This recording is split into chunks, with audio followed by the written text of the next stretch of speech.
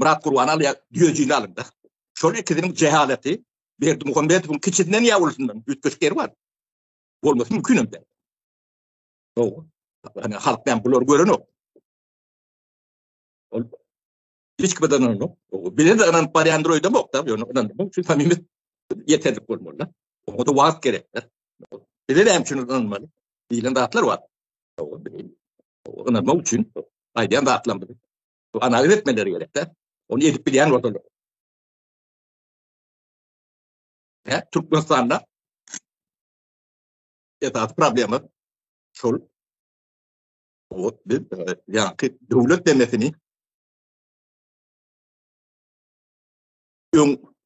yani çürüyen, yakılan devlet sistemasının içinde doğanımız için o çürük dönem bilen de şunu devam ettirdik.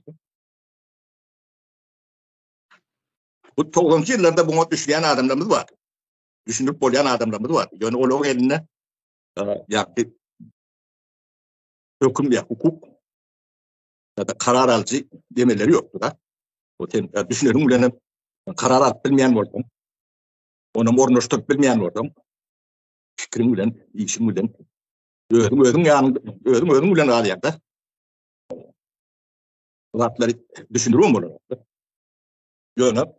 Yani başımıza gelen demeler. Niyar. Katı cahil adam olmalı. Yönüm cahiller. Şu zatlara düşünmeyen adamlar devletin başına gelenle ütköcek laf olun o. Ütköcek adamlarım ortadan ayrılmalı.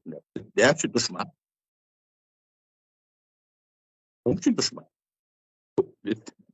Bu sistemanın doğru reform etmeden o zaman siyasi sistemadan başlamalı. O siyasi reformu etmen beylik reformları geçip olan nokta, ettiren nokta.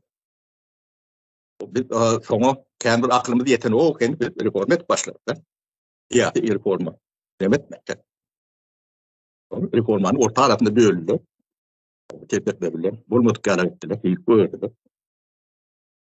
Bunun bile gelin yerim düşüyor. Bu da inandırıcı, tabii inandırıcı deme. Şu sistem kriveti